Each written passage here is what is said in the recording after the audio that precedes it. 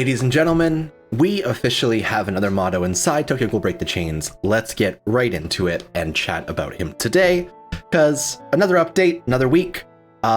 Somehow, and weirdly enough, I actually got a copy of Shachi off of the tickets that I did off of the previous banner. So I actually do have the brand new exclusive character in Shachi here. And we're going to do a showcase on him, I believe, in Wednesday's video this week. Look forward to that. And before we even get to that, let's go ahead and take a look at the Mado banner right now, because I am trying to check to see if they're updating this with new characters. It looks like Tsukiyama was added to the filler pool. So we've been talking about this every single time that we had a new banner coming out in the game. Basically, it's not worth it to pull on any premium banners inside the game right now because it's a waste of currency, because they'll always be in every future banner moving forward. But on the previous exclusive banner with Shachi, they actually didn't include this Tsukiyama, so this is an important thing where they actually are pulling him forward as well. I might just toss a multi into this one, and then we'll chat about what his actual kit is all about. So let's see. No rainbows. That is unfortunate. Oh my god. What? That was no rainbow. That was no rainbow. That was no... Okay, well, let's go chat about my new character here in a second, I guess. We're gonna pop this multi in too, which is gonna give us a double SSR. So let's actually let this one rock before we go talk about Mado. Apparently this game decided today was the day I'm gonna get good luck on tickets and the main pulls. I wasn't ready. That's Noro, so that's gonna be my fourth one, I believe, in terms of dupes. Second Nishiro, I think. That's Corona, actually. Okay, so Corona's the one that's better to get dupes of, I find, because I don't personally use the blue Amplify team. So being able to get another copy of her for Underbelly, I think is super good, because that brings her up to 3 dupes, and now she has additional weak abilities, which is quite nice. I'm not going to use her for right now, but she's going to be relevant into the future as we go. So let's check out the kit of this new Mado. He has an AoE version, meaning he hits every one of the enemies of death. So he gains extra crit rate for every % lost on the enemies. But I believe that this, since it's the same trait that the blue Rize has, I believe the crit rate would actually increase by 1% for every single missing HP that the enemies have. I'm gonna turn this down a little bit. If that is the case, if every one of the enemy team is missing 30% HP, he's pretty much guaranteed an extra 90% crit, which sounds kind of nice. And obviously he has 10% crit by default, so that would just pull him up to a guaranteed crit on enemies, depending on the resist and everything, of course. But he also has a bonus follow-up anytime an enemy falls below 40% HP, which causes you to damage the target for 180% and apply a stack of lethal, which would let them be able, or would make them unable to heal every time. I don't know if this will go off twice in the same attack, because if he reduces 2 enemies by 40% or down below 40%, I think he would only get 1 follow-up, despite the fact that he should be getting 2, because the way it works is they trigger the follow-ups on the death, I believe, or on the reduction, not queuing them up. So they won't keep on queuing to do more and more. Each time a character dies, you personally heal 10%. Crit resists 50% of crits, enemy's crit defense, which will make him pretty much guaranteed to crit on anyone who's an enemy team with 2 or more that are below 30% HP lost. And he gets an extra 10% crit rate whenever he gets a 3-star card. I believe his potential seems to be what really makes him crazy.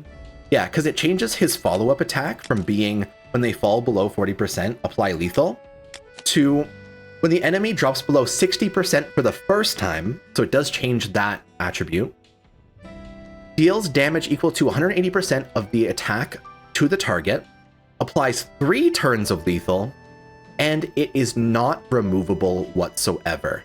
So this means that anytime an enemy goes below 60% HP, they have an unremovable debuff, which will make them be unable to heal, including Kaneki, by the way, the one Kaneki that's super lifesteal heavy.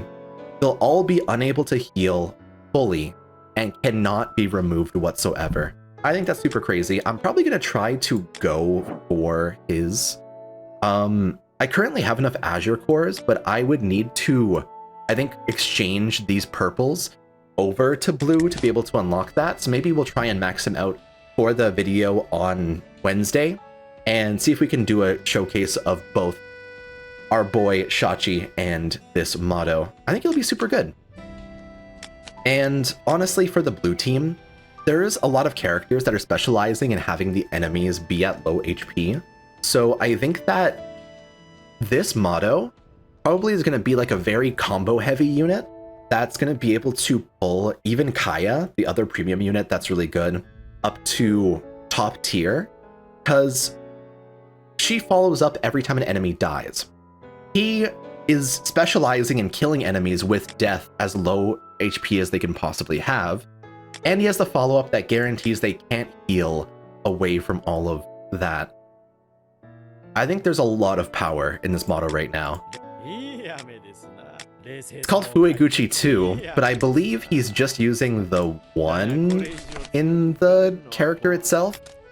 Yeah, I believe that the art itself only has him using the father's one. We never actually learned the father's name.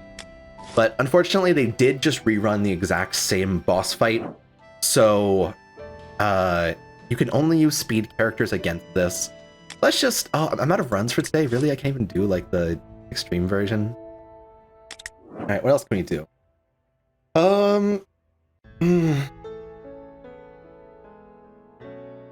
That's the trouble, like, once I do hop onto this game, if I'm not planning on making content about clearing certain types of stuff, I'm having a lot of troubles trying to find out how to create content here. We're gonna actually run one of these Yamori raids, because I have quite a few spare tickets, and I may as well just get that done right now, and we'll just kind of run through this with our new upgraded teams as we've kind of moved on in the world. Alrighty, so we're gonna run the Uta Hoji with the Yomo in the back. Unfortunately, my blue category that I've pulled recently is mostly Kaya, and yeah, that's pretty much it, honestly, except for the Mado we just got today. So I really don't have a lot of differences between the early on teams I was using in this game compared to now. Here, we're gonna run... We did a lot of our early runs with Nubs, so pretty much we're roughly at power, so let's rock it. Yeah, I've been like barely opening this game and barely doing my dailies. I really need to get into a good routine where I'm doing some of these dailies right after 4 p.m. when the reset happens. Actually, it might be 5 p.m. now because daylight savings time happened on Sunday. But I kind of want to start making it part of my schedule because it is important to me to try and further like my account on this game and actually have some good fun with it. I think I'm actually going to do double Rize because I'm pretty sure he dies here. My hand will be upgraded anyway, so I should have enough cards next turn regardless. I don't even think I needed to because this Kaneki's about to hit like a fucking truck. And there you go. And yeah, this death effect where she gets extra crits for every % lost is the exact same thing that Mado has. So he'll be hitting for pretty much these same numbers, but more so AoE focused. I wonder how many hits his actual attacks are, because the hit count does matter, funnily enough. Because the amount of hits that the attack does will directly affect how good the later hits in the combo are, because they'll be losing percents of HP with every swing he does. So if Mado's doing like a combo like Rize does, where he hits like da, that's like a good 7-hit combo that increases the crit rate with every single hit of it. If Mado has like a swing that's at least like 5 hits, I feel like he can be pretty fucking crazy for late game potential. But obviously we will see how that specializes as we move on. Kaneki one-shot the arm, unfortunately. And I think the Kaneki should weaken him enough where Hoji gets his scorches off. Yep. So Hoji's now gonna shoot at full power and inflict the scorch. Actually, he didn't scorch at all there. Okay. He must be ignoring all debuffs, this Yamori that we're fighting. Which in that case, like, every character that uses debuffs and specializes in it ends up becoming less relevant in a lot of these game modes because they're resisting it. Like, I was noticing, so I had watched someone else's video on Shachi to see kind of what he's good at and what he's specializing in. And it turns out, like I was saying, that Shachi might be the key to unlocking the latter half of Force Challenge.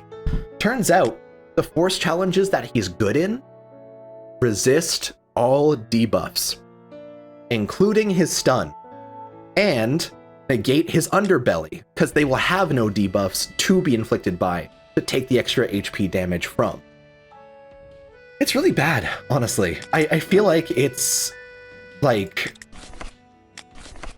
the barriers to thriving and doing really well inside this game is now coming down to a DPS race similar to how Dark War was. Dark War was basically this game where it was either you one-shot the enemies or you get one-shot. And there was no in-between. There was very little chances that you're living like a Noro using crazy attacks, for example. And that's just because the early on characters they released inside the game were pretty much made to be straightforward, crazy DPSs. And so without having any, I'm gonna invite Lawrence for this one, I'm just gonna do some AI and run with Shachi. Without having like more depth to the gameplay, it basically became one shot or be one shot. And all of these bosses are now having mechanics consistently that are negating entire parts of characters' kits, including half of their builds being debuff focused. Here, I'm gonna do my second Uta there. This card, is it AoE or is it single target? I think it's single target, so I think we're actually gonna pop the Juzo card so we can make sure the arms are gonna go down here. Never mind, Kaneki has got it anyway, even though he doesn't have type advantage. Jeez, see what I mean? Like, this man is insane. I don't even know if I can kill the other arm with these two. I doubt it. I don't think Juzo's gonna hit hard enough. At type neutral, he typically doesn't. Slam the Uta. Thank you very much. This might be my first time doing the Owl raid on video, actually. I'm not quite sure. Yeah, one of the reasons that this premium Ayato as well, the one that's on the field, the green one over... Not that one. The green one... Why would it not let me click on the Ayato? There we go. This Ayato is like really good because he's applying lethal passively on a lot of enemies. And I think that's how they have to start building these characters inside this game, really. I'm not seeing a lot of timelines in which like debuff-centric units are going to be thriving in the hardest content that exists inside it. And it worries me. Alright, we have the stance removal effect on Shachi here. I'm probably going to upgrade Shachi, then Shachi, and we'll see how much damage he can end up doing. Nice.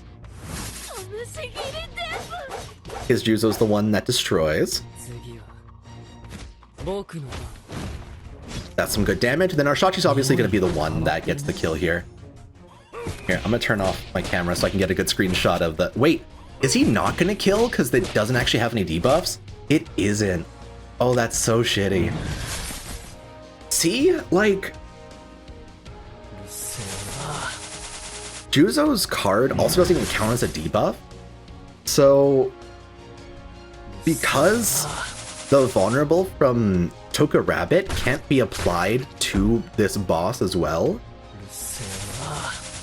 it's making it so hard to find a way to use Shachi effectively in most of the areas of the game. Yeah, I'm gonna try to do a couple of the harder pieces of content inside the game before Wednesday, and see if I can find what areas you can use stun and stance removal to its max capacity. Because my assumption was gonna be the CCG raid here, because the second phase has a lot of stances.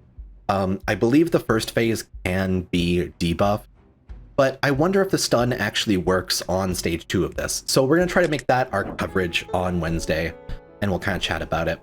For now, I guess we'll see you when we showcase Mado. Great luck today, by the way. Hopefully you guys got some good luck as well. And I'll see you guys right then. See you guys later. Bye-bye.